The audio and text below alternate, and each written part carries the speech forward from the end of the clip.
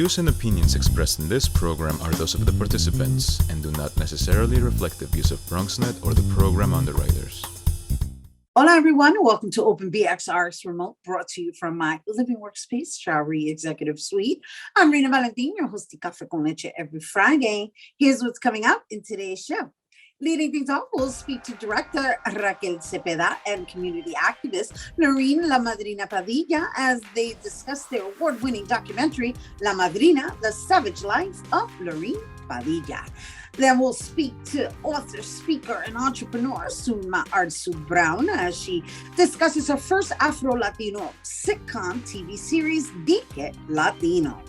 After that, we'll be joined by baker and owner of Jessi Sweet Treats, Jessica Mondesi, as she discusses sweet treat ideas for family this Easter weekend.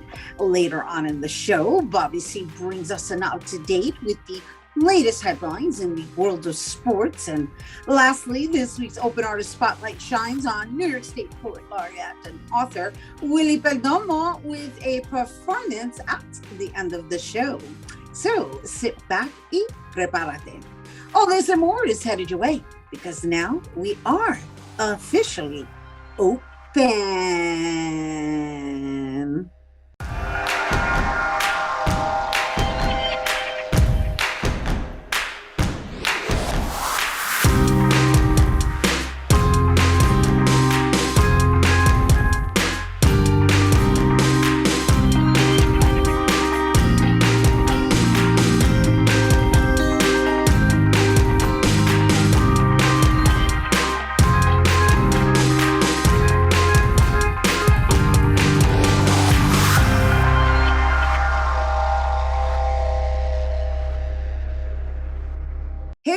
Welcome to Open Good Friday. It's National Poetry Month and Easter weekend. I'm Rhina Valentin, your host of Café con Leche for the next hour, inviting you to get social with us online. That is, tweet us and follow us on Instagram at BronxNet TV and like us on Facebook at Open BronxNet Television. And of course, while you're there, follow moi on Twitter, FB, Instagram, Insta Stories, LinkedIn at Rhina Valentin. So, award-winning documentary, La Madrina, The Savage Life of Lorine Padilla, is set to premiere on SHOWTIME this weekend. And the film follows a beloved South Bronx matriarch and former First Lady of the Savage Skulls gang as she struggles to remain visible in a rapidly gentrifying community she helped rebuild in the 1980s. Joining us to share more is La Madrina director Raquel Cepeda and community activist La Madrina herself, Lorine Padilla. Hello and welcome, ladies. Hello. Hi, how are you? Oh my gosh. Nice to be with you, Rhina. I'm excited. I'm excited so, to be with you. Yay, we're excited to have you with us. Oh my goodness, congratulations on this wonderful journey thus far. Thus far is the right word. Yeah, And well, journey is perfect. right, so it's premiering on SHOWTIME this weekend. However, it officially, well, its world premiere was in 2020. And it took its nice ride of collecting all these awards and now you have this wonderful premiere on SHOWTIME streaming services. Amazing. Congratulations. It just goes to show how important our stories are. Thank you. Yes, thank you very much. And actually, I was saying this to you before, a version, you know, we've been like working on it. So it has evolved and we officially finished it in March. Because COVID really changed, you know, like put threw a monkey wrench in a lot of what the productions and, you know, all of the inside baseball details. Are you saying March of 2022? Yeah, March of 2020, the end actually, August 2021 is Right. when we were done with it. And before that we showed, you know, different variations because again, there's certain things we couldn't get because of COVID and you know how it slowed down production in some countries. Right. And because Lorine is so, you know, Lorine is somebody who's been, I don't know if it was kismet or everything happened so that this can happen today, but there was even footage, for instance, from Italy. Wow. And, you know, that we had to wait to clear and they don't have it, you know, this particular network didn't have it digitized and whatnot. So we had to wait for snail mail and they were dealing with COVID. on a level, you know, that was pretty unprecedented. Right, So, you know, so there, you know, things like that were happening, but yes, the spirit. So altogether, how long would you say the process was? The entire process from the very beginning. Yeah. From the actual production started in 2017 on my birthday in June. That's why I remember that. June 2017, and then, you know, we went into production, post-production, COVID, and here we are. But before that, I had, you know, we did what I don't call it pre-production. I just call it meeting Lorine, getting to know her, being, you know, becoming, you know, seeing what we had in common, seeing if we mesh, seeing and building, you know, building the relationship. You know, that was for the whole year before that. Before 2017. Yes, 2016. Wow. 16. So it was 16, 17, 18, 19, 20, 21, 22, 7 years. Yes. 7. My little sister now. Yeah, I bet because you seem to adopt everybody from what I saw. I'm adopting you too, don't worry. No, she doesn't adopt just anybody. You have to be special. I got it. You know, now that she's you're here, I wanted to ask you, right? Because in the film you mentioned premonitions, and so I wonder if you had any premonitions about this culminating documentary that would include all the documentation that's been captured of you over the years. No, I didn't have a premonition on that, but I always set myself at a goal to write a book. So it went further, but I did have the idea that something would be, that your story would be told. It would be told. Right. Yeah, in such detail. And I gotta tell you, Raquel, I really enjoyed the way it was captured and told. I love the style of going back, coming forward. You know, the drones kind of peeking into windows. I mean, I really enjoyed every aspect of this film, and of course the story itself of you know, the Bronx rising and her making it her business to be a staple in that development and that transition. And so I was just wondering, like, what is it that you do stories choose you, or do you choose the stories? Like, how do you choose your subjects? Stories kind of choose me. And you know, it's kismet. Like, I just really kind of follow my gut. And, you know, I've had opportunities to do things that were more mainstream and whatnot. And it's just not, you know, speaking to my soul, if you will, you know what I mean? So I have to go with what drives me, because we all know that, you know, documentary is, you know, making documentaries is like a labor of love. You're really investing, you know, a lot. You know, you're also living in the real world, trying to make ends meet and all that. So for you to really engage and get yourself into, you know, an orbit, you have to be very, very, you know, vested. You have to feel like it's pulling you. So in this particular instance, I really felt compelled. And that's what usually you know, what moves me to make something, whatever that thing is, whether it's a film or a book or you know, whatnot.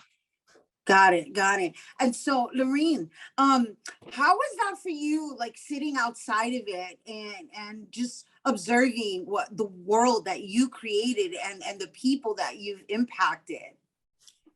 It was surreal. It was like an out of body type of experience to see it actually when it came to fruition.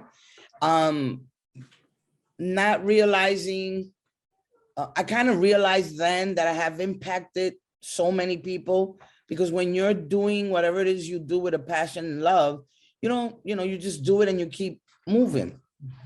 You know, you don't document, oh, I helped so-and-so and I, you know, because then after the film was shown, there were so many people that called me, so many people that stopped me in the street in my community to tell me, you know, I saw the film. I just want to tell you, thank you for what you did, whether it's, you know, put a child of theirs in a particular school, whatever it was. So it kind of became like, oh, wow. You know, I did do something in my community. It's exactly what I wanted to do. I wanted to make a difference, and I did, to not just the community, but the people in it, which is more important than anything. So yeah, that's how I felt. Love it. Love it. Love it. Thank you. Oíste, Thank you, those are the Mama. wise words from La Madrina herself, Lorine Padilla. Thank you so much for sharing it with our audience members. As you heard, obviously, she is an activist to the umpteenth power. And Raquel Cepeda, you know, blessings to you on capturing her story and for sharing it with the world. And congratulations on this new streaming platform of Showtime. And once again, you guys, La Madrina, The Savage Life of Lorine Padilla is premiering tonight, 8 p.m., and it's streaming on Showtime. And for more information on La Madrina Doc, you can go to lamadrinadoc.com and on Instagram at La Madrina Doc. Right, we have to take a quick break, but when we return, we're going to hear about the first Afro-Latino sitcom series, Dique Latino. Don't go anywhere.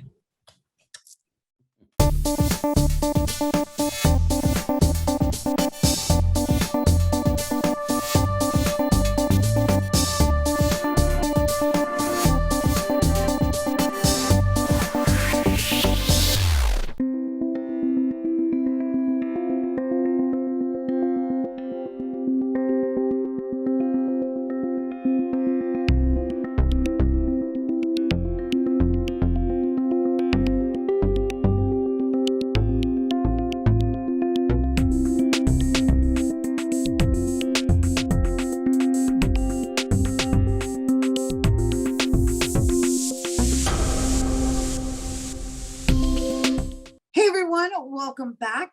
Our next guest is an author, speaker, and entrepreneur. She is a proud Garifuna Afro-Latina immigrant from Honduras, raised in the South Bronx. She spent over 15 years working professionally as a champion for diversity and inclusion before it even became a trend.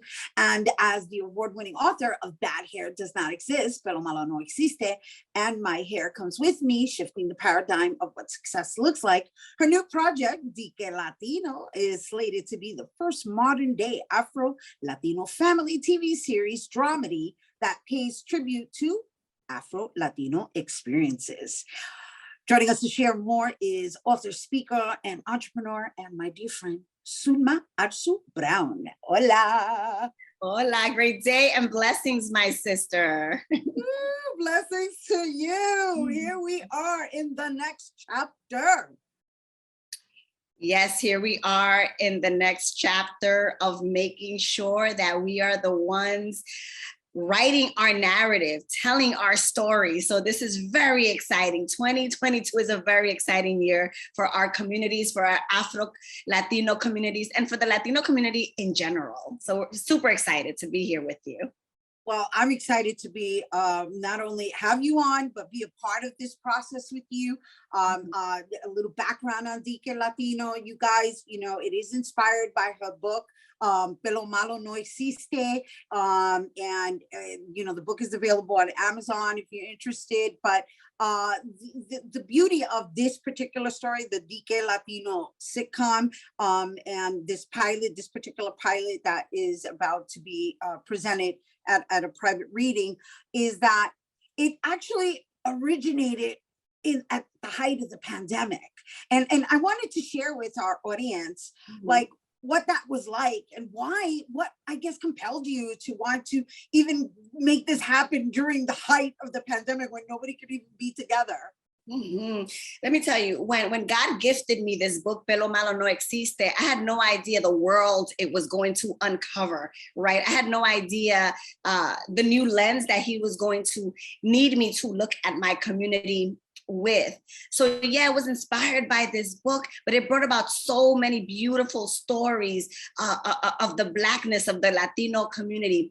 Mothers, fathers, grandmothers, grandkids, children were all able to tell me how much it meant to them to finally be seen.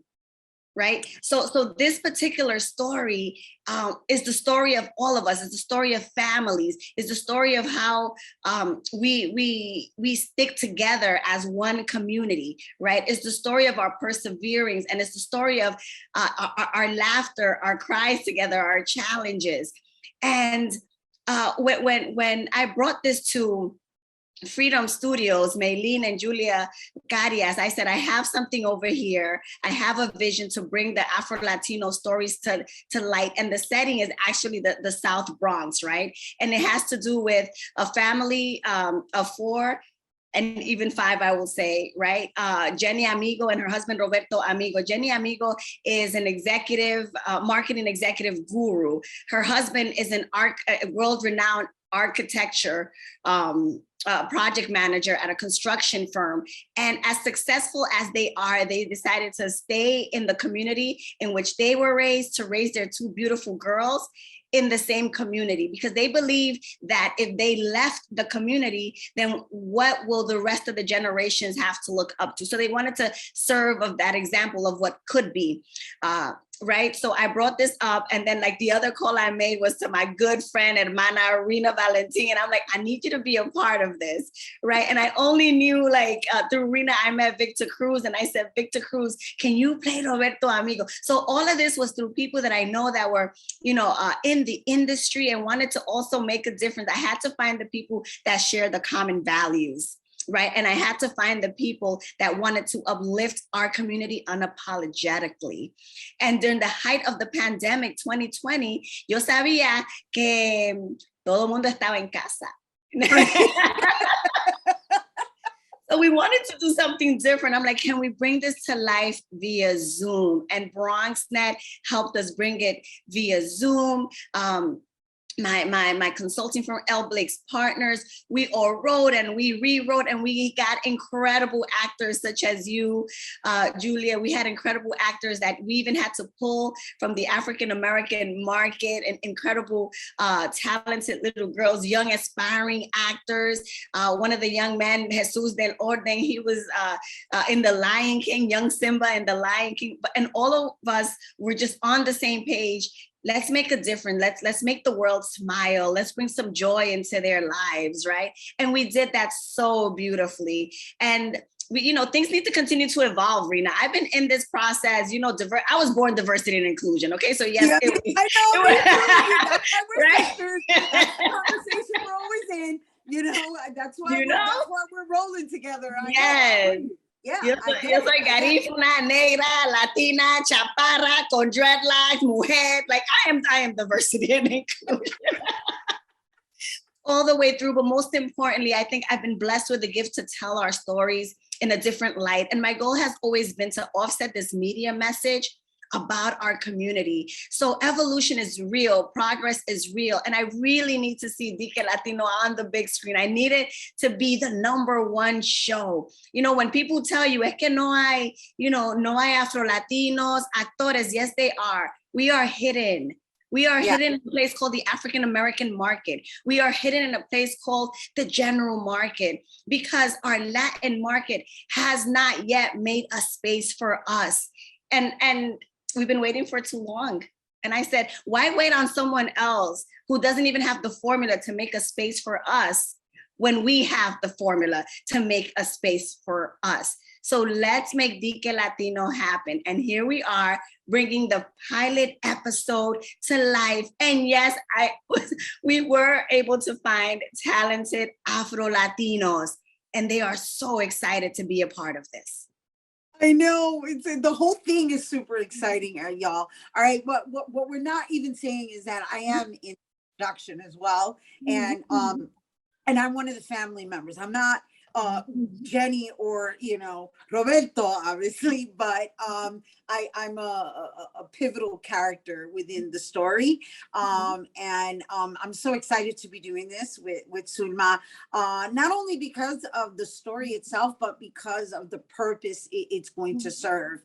And I must say the cast is primarily African looking, and they are all gorgeous. Every single cast member is gorgeous. We found the black ones. the ones that, you know, some folks say didn't exist. We know they did, and we found them. And you're not just a pivotal character in this story. You played Tia Cecil. Tia Cecil is the glue. Tia Cecil is Jenny Amigo's first cousin. You know, her confidant, the one Jenny trusts with her kids. but you also become like the wisdom, right? For Roberto, as he even navigates how to be a husband, right? And how to be a father, but you're in awe of this family so much. And the girls rely on you to make sure that they are always connected to the culture through the food that Tia Ceci, like I have been blessed to have a Tia Ceci, many Tia Cecis in my life. And I think that is what makes our Latino culture, our Caribbean culture so rich and so beautiful, because we have a Tia Ceci. So you are a glue. And I would not have done this project without you, right? Because I don't have to move to California or look towards Hollywood to try and tell me, right, that the Bronx does not have the talent, that El Barrio does not have the talent. Yes, we do. We're here. I mean, we're all over Washington Heights, for crying out loud. This is the Mecca of the Garifuna people. We're Black.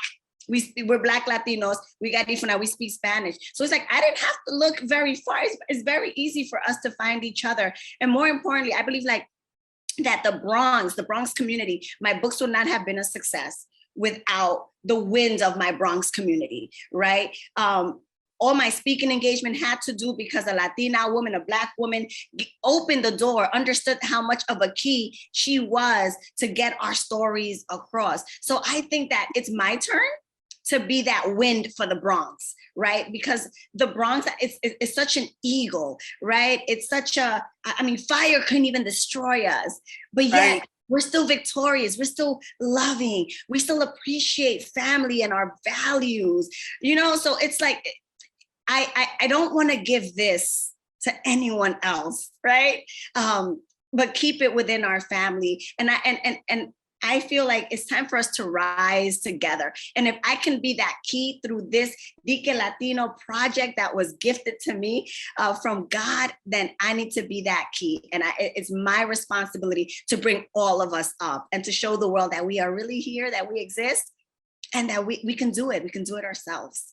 I love it. I love it. Bueno, she wrapped it up. That's what we got for you folks. Because the truth of the matter is that you're going to have to stay tuned to see where this all ends up, right? Because right now, Dique Latino is in another rendition. There's going to be a private reading, but the idea is that eventually you will be seeing this particular show either on television and or through streaming services. So if you're interested in learning more about the project on Dique Latino, you can visit pelomalo.com, nopelomalo.com, and on Instagram at Dique Latino.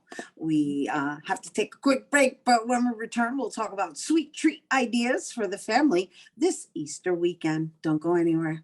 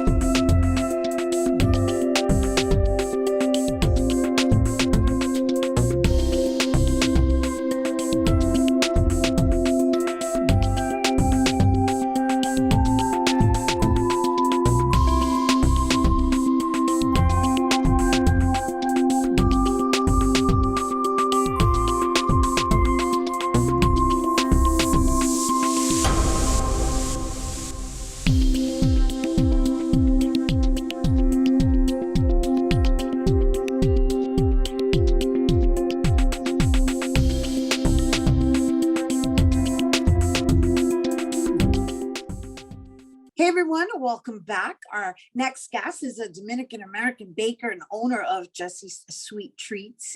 Born in Brooklyn, raised in Queens, greatly influenced by her mother's love for party planning, organizing, and baking. So much so, she eventually started her own baking business, offering virtual baking and frosting classes, as well as selling signature cake jars, cookies, cakes, and cake toppers for special occasions and holidays. Please welcome baker and owner of Jessi's Sweet Treats, Jessica Mondesi. Hello. Hi, thanks for having me. Welcome, welcome. Thank you.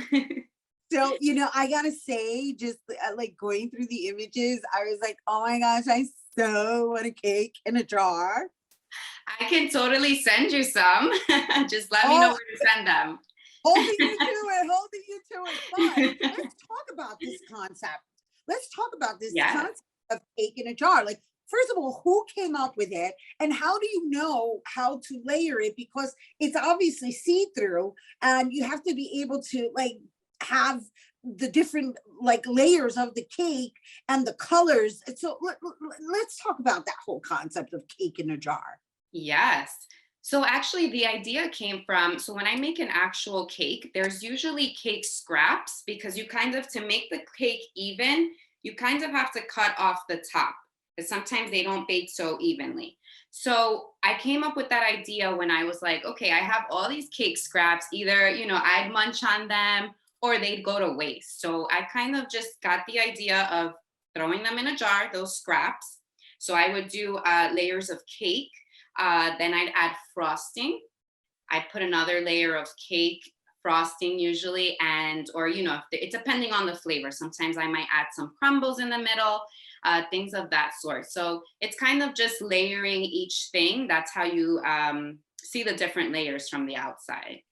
And the different colors and the different flavors, right? Yeah. And so, all right, so do you consider yourself more of a baker that, or, you know, that does cakes? Or, because I mean, your organization, your company is called Sweet Treats. Yeah. So let's talk about the name, how it was developed. Obviously, I already shared with our audience what inspired it, and where you are now, having gone through a pandemic. Yes.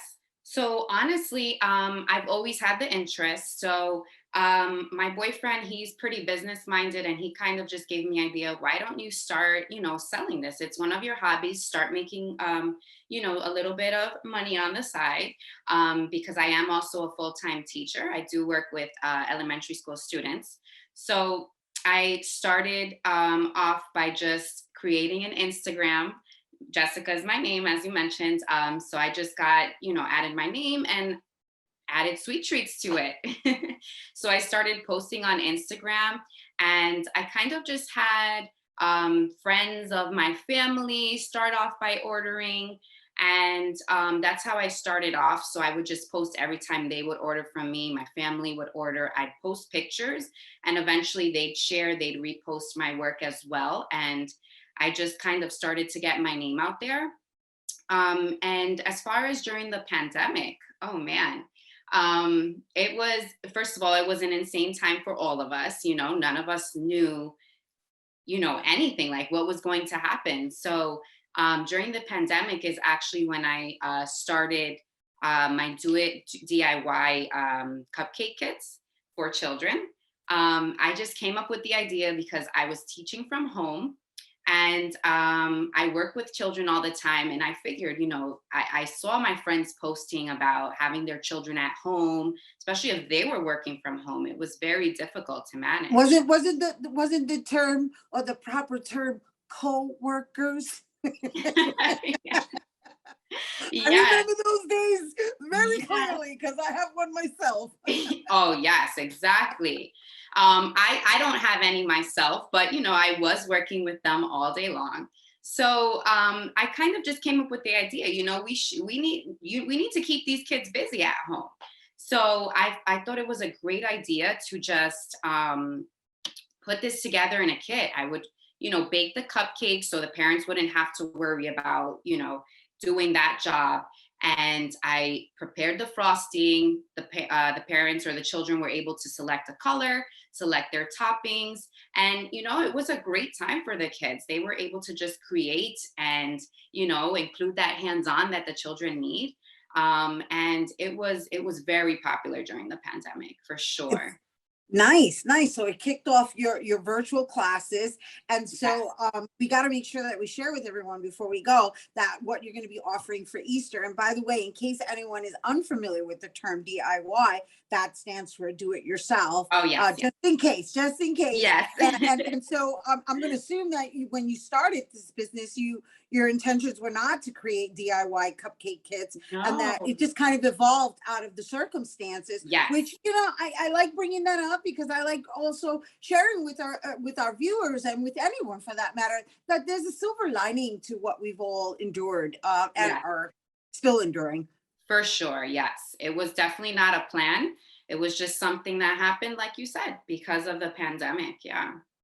So, all right. So, obviously, you know, if they want to order sweet treats, they can go to your website, which we're going to share with them later. But let's talk about what you have coming up for Easter, because I know you're going to be offering something special for Easter. Yes. So for Easter, I actually will be offering those DIY kits for the children. And, you know, even adults, they will have, but the children do have a spring break. So that's an awesome way to keep them busy. I'm also going to be offering assorted treat boxes, which I typically in my treat box, you know, they will be related to Easter. So the colors, but I usually include things like cupcakes, macaroons, chocolate covered Oreos, chocolate covered Rice Krispies, things of that sort. I'm like, oh my gosh. Yes, many options.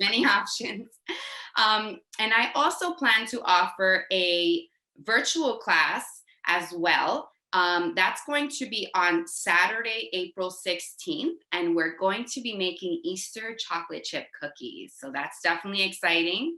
And I'm offering that for children. And so do people need to register for it? And what time are the classes?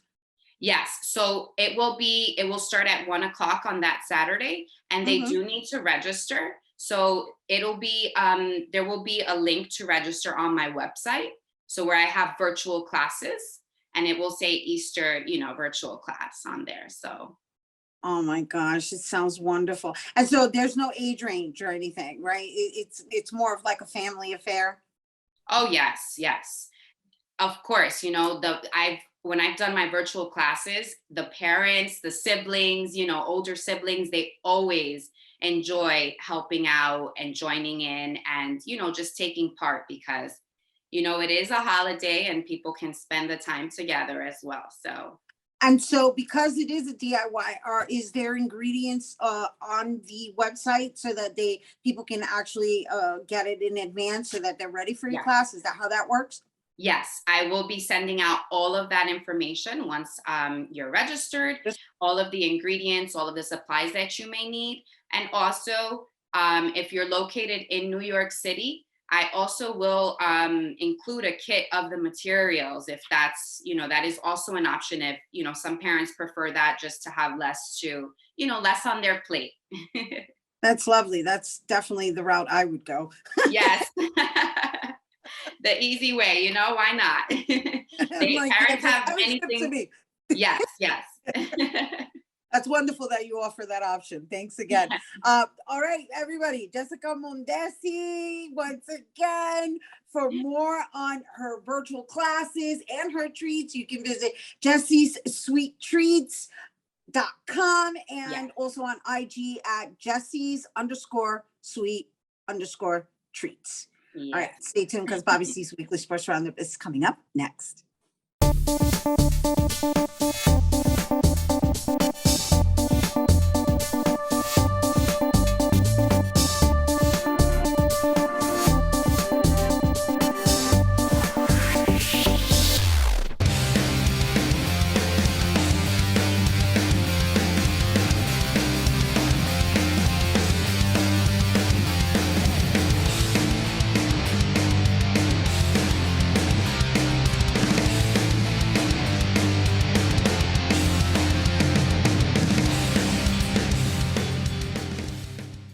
Hey Yankee fans, baseball is back in the Bronx and your favorite pinstripe heroes are walk-off winners on opening day.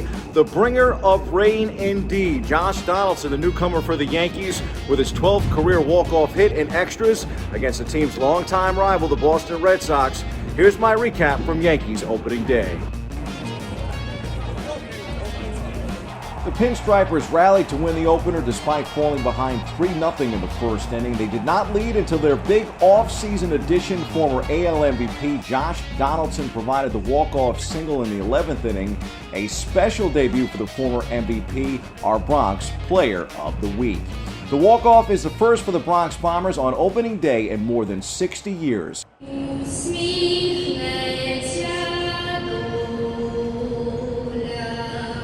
On a side note, the historic 120th opening day for the team featured a special pregame ceremony for the Ukraine that included the singing of the country's national anthem. A packed house, a walk-off win, and plenty of traditions, both old and new, right here on display in the BX. Also, fans received a commemorative ticket to remember the game. Here's mine. Check it out. The Yanks took 2 of 3 from their rivals Boston last weekend, leading into the Toronto series at home this week at Yankee Stadium. The Mets, meanwhile, took 3 of 4 from their divisional rivals, the Nationals, in Washington, our nation's capital, last weekend, starting the season 3-1 under new manager and former Yankee skipper Buck Showalter. The Amazons won the first 3 games of the series before dropping Sunday's matchup. The Yanks and Mets headline here in baseball's opening week, taking the 5th and 4th spots respectively on the front end of 5 on 5, our weekly sports roundup.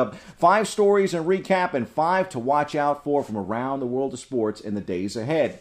And at number 3, keeping up with the baseball trend, more memorable headlines right here in New York. Yankees minor league manager Rachel Balkovec made history the instant that she took the field last Friday. Then she decided to enter the record books. Balkovec won her managerial debut for the Tampa Tarpons, a minor league affiliate of the Yankees, on the same day as the team's opening day win right here in the Bronx. That's a future on this date in Bronx sports history, don't you think? In doing so, Balkovec became both the first woman to manage a game and win a game with a team affiliated with Major League Baseball. History indeed. Feeling really grateful that I'm in this organization in particular. I'm grateful that I have the support of the players, that I have their respect, and I'm excited just like anyone else is on opening day, just that kind of that excitement that you get the first game. Everyone's all smiles. So every opening day is special. This one is definitely a little different, but it kind of feels the same. And as soon as I leave this room, it's going to be, crank up the music and get our practice going. A turtle update takes the 2 spot. You heard me right. Bronxy the turtle, the Yanks' famous pet, has found a new home. Our friend Brendan Cuddy of NJ.com reports that New Settlement, a nonprofit organization that aims to break systemic barriers, advance justice, promote leadership, and strengthen neighborhoods right here in the Bronx, is opening its community center doors, and now the new home to Bronxy the turtle. Bronxy, a male red-eared slider turtle, was adopted by Yanks pitcher Nestor Cortez in late September of last year. Shortly after adopting Bronxy, the Yanks went on a 7-game winning streak, earning the turtle the title as the team's lucky clubhouse pet. We mentioned him last week on the show. In at number 1, former Hoops in the Sun star and New York City native Obi Toppin has been red hot for the Knicks of late. They might be missing the playoffs, but this opportunity for significant playing time for Obi could be exactly what the orange and blue need for the future. He's certainly on the rise. I feel like I'm just going out there playing. I have great teammates who's finding me on lobs and who is finding me in different situations, but all credit goes to them. We push each other every day to get better. So they helped me throughout this whole season get better as the season went on. As soon as I catch the ball, if I'm open, I'm gonna shoot it. So I feel like, and that's what tips tell us too. If we're open, shoot the ball. And I'm not thinking I'm coming out. I'm just playing basketball. So. To the back end of 5 on 5 we go. The Brooklyn Nets had the play-in game on Tuesday night. The NBA playoffs opened up. The NBA postseason takes the top spot here on the back end of 5 on 5. The Nets clinched the 7th seed at the end of the regular season. We go back inside the locker room for more. We're just a dangerous team when we're playing with that type of pace on the offensive end, and then we're getting stops. But as you see, there's still some up and downs within the flow of the 48 minutes that we just have to clean up and fix. And I think once we settle into the attention to details and we're able to think the game on a higher level, and we're forced to think the game on a higher level because, it's the playoffs. So every possession is going to matter. The crowd's going to be into it. So we just want some carryover as we get better game to game. For us, we know that we could come up with every excuse in the world of what happened this season. So many different things transpired, ups and downs, and now we're finally here and we're able to perform with one another for the first time in a high-intense environment such as the playoffs. It's a great challenge, and I'm looking forward to it, and I know our guys are too. I've learned over my course of my career what works the best is just to play free mentally, not think too much about the results of the game. Obviously, the game plan and all that stuff, you focus on that. But the regular season has gotten us prepared, for this time. So it's about just resting on what we learned throughout the year, resting on who you are as a player, and just playing free mentally. And I think that's what all the best teams do around this time is, lean on what you've been working on all season. So we're looking forward to this opportunity, and it was the first step into us getting in the playoffs, so we got to take care of business. After wrapping the home series with the Jays yesterday, the Pinstripers are in Baltimore tonight to open a road weekend series with the O's. Yanks in at number 2. The Mets in here at number 3. The Amazons welcome Arizona this weekend to Citi Field in Flushing. Home opener is today. The Mets homestand continues after this weekend series with the Diamondbacks, with the San Francisco Giants coming to Queens to start the week. On the ice, the Broadway Blue Shirts welcome Detroit Saturday. Puck drop is 12:30 in the afternoon for the Rangers, who have clinched a playoff spot. With the Rangers nabbing the 4th spot here on the back end of 5-on-5, we'll cap our 5-on-5 with a look ahead for us on the show. We welcome the new voice of the Hudson Valley Renegades, Emmanuel Barbari, to the show on Monday. You won't want to miss that. To the C-list for a Bronx and New York take on this date in sports history.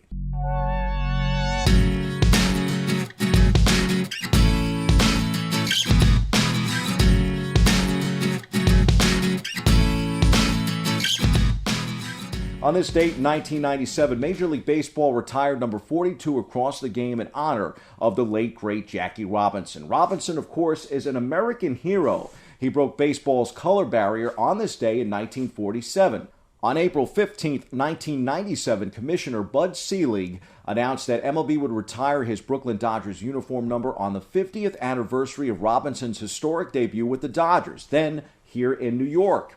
Players who were currently wearing the number were allowed to continue to do so until they retired, the last of which was the legendary Mariano Rivera, the first perfect Hall of Famer. Coincidentally, the Yankee great was the perfect person to seal the history of 42.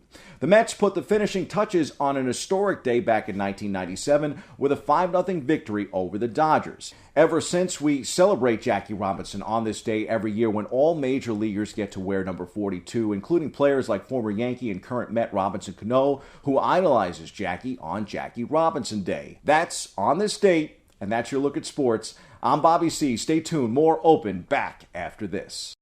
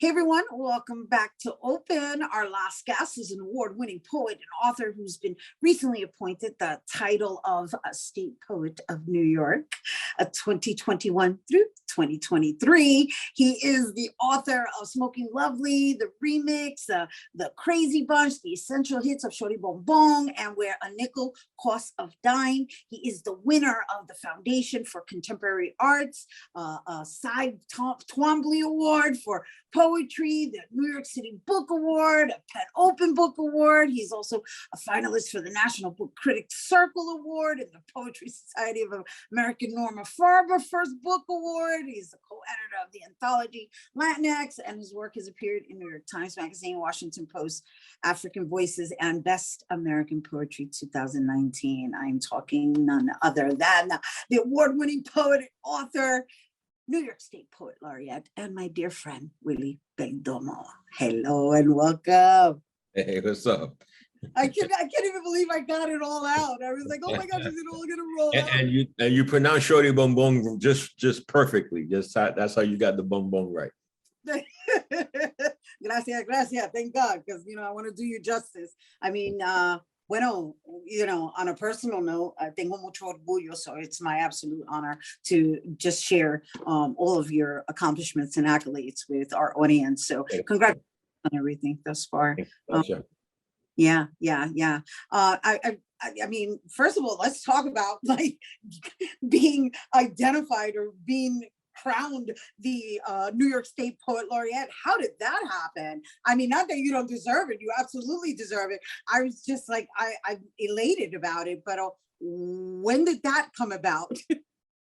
What did we, 2022, 2020? So last year, early in the year, I had received the invitation from the New York Writers Institute in Albany to do a reading. And by chance, the director of the Institute had mentioned that I had been on the list of potential contenders, potential nominees for the State Poet of New York appointment.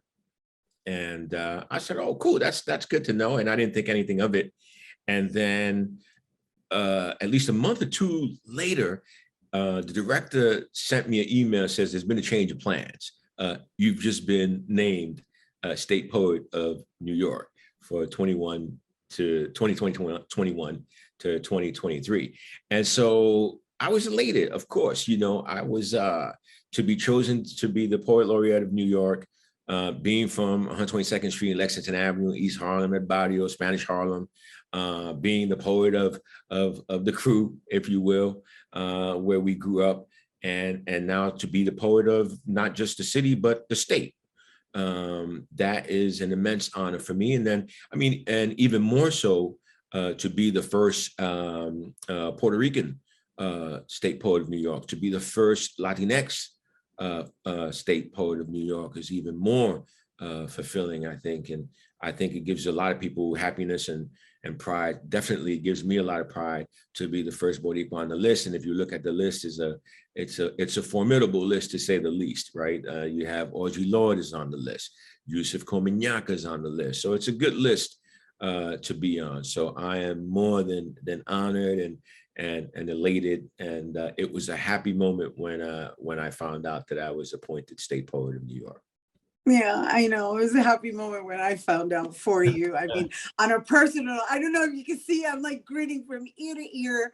And that's from being your homegirl. I could say that on air, meaning, we've known each other since we were teeny boppers. And so it's been quite the journey, to say the least, of just being able to kind of meet up and just watch each other's growth and support it in whatever way possible. And so when you win, we win, right? And on a personal note, it's almost like I felt like I won, because it's like, that's my boy, my boy from my neighborhood who is showing up and showing out and also creating this possibility for the next generation of poets to gain, at least have that possibility in their horizon, right? It's possible now, whereas before it wasn't.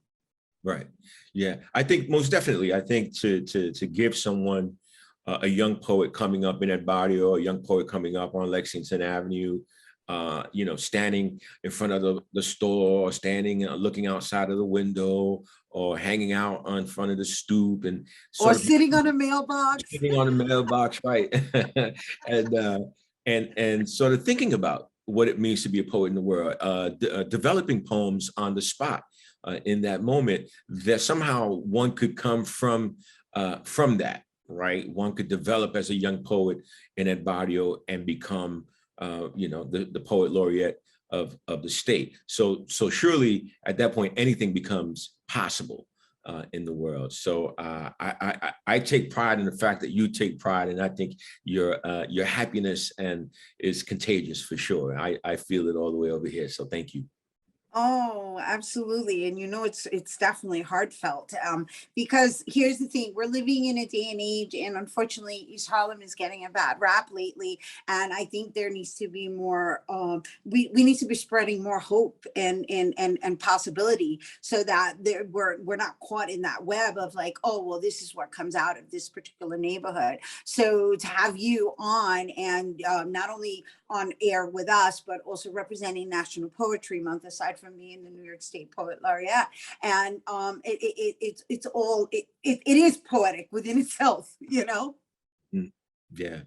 I mean, I think there's room enough for so many stories, right? And I think there has to be space made for different narratives that come out of our neighborhoods. I think it's important that if we have experiences, more than enough of our generation probably has experience coming through the mid 70s, coming through the 80s, coming through the 90s, that we've experienced our share of trauma, I would say. And I think the artistic process gives you an opportunity to make sense of that chaos, to make sense of the conflict, and to honor lives that we lost along the way. So a big part of being appointed was that, not only was I appointed, but the Crazy Bunch was appointed, right? Lexington was appointed. My dear mother, who passed in December 2020, she was appointed. She would have been ecstatic. She probably would have been, I'm sure she would have got on the phone and told all her friends. If not, her friends would have told her, and she would have been like, "Oh, you ain't tell me." I probably would have told her anyway. She knew I would have told her. God bless her. But so there's part of that, right? And then there's the other part where we get to experience our joy, our celebration, our level of ritual, our practices, our community. So that way we get a multidimensional look at what it actually means to come from where we came from with a poetic lens, I think, if not a photographic documentarian lens, if you will. So there's that part that it has to be variegated, right? It has to have more than one color, I think. I agree. And thank you for expressing that so eloquently, because at the end of the day, we're all trying to heal collectively. We've all endured some really tumultuous times. And right now it's really a matter of like spreading hope, which is like where my lens is focused, right? My lens is like, hey, look, Papa from the block, he became a New York State Poet Laureate. That's right. Oh my gosh. And I say that endearingly. I say that with all my heart. Of course. I think it's always been love. So, I think the more we have venues and platforms where we can spread the love, the better the world is going to be, I think. Awesome. Ay, Dios mío. Congratulations again. I know you're going to recite something for us. You guys don't go anywhere, because when we return, Willie Perdomo is going to perform for us after the break.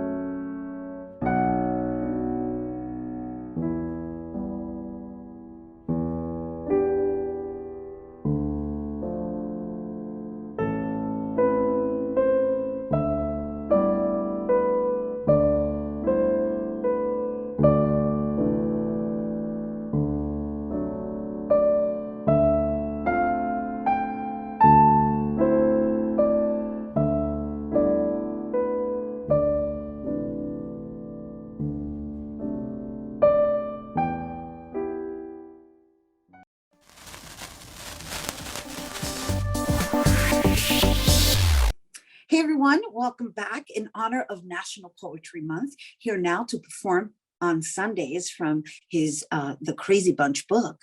Please welcome New York State Poet Laureate, Willie Perdomo.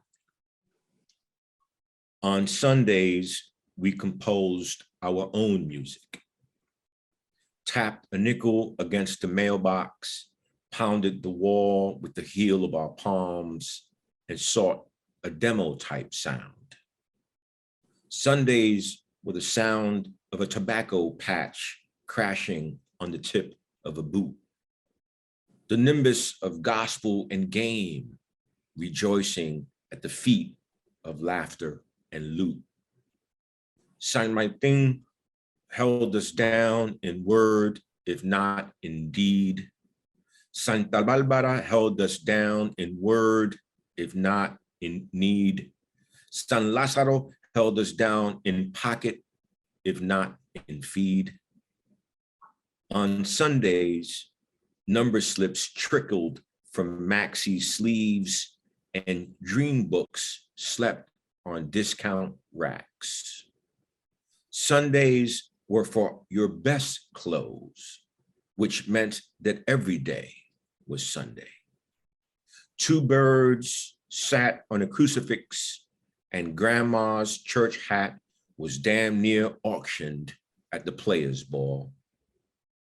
Sundays were for sonnets and aunties, bonnets and Bibles, a mourning dove nesting near your window guard, a rumor upgraded to libel, making babies to a faint chirp and being late to your confirmation.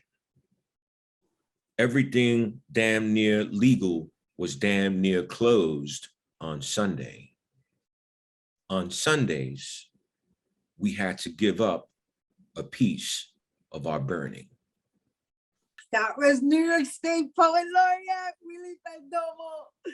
Oh, that was on Sundays from his book, The Crazy Bunch. How blessed are we to share that with you during National Poetry Month. And if you're interested in more of his books and his poetry, you can visit willieperdomo.com and on social media at Willie Perdomo. That is our show today, mi gente. Thanks to all our guests for coming through and to you, our viewers, for tuning in. If you missed any part of the show, you can check out the recablecast tonight, 24 hours a day at BronxNet.tv. I'm Rhina Valentin, and from all of us here at Open, may the universe provide paz, prosperity, y amor. Happy National Poetry Month y happy Easter.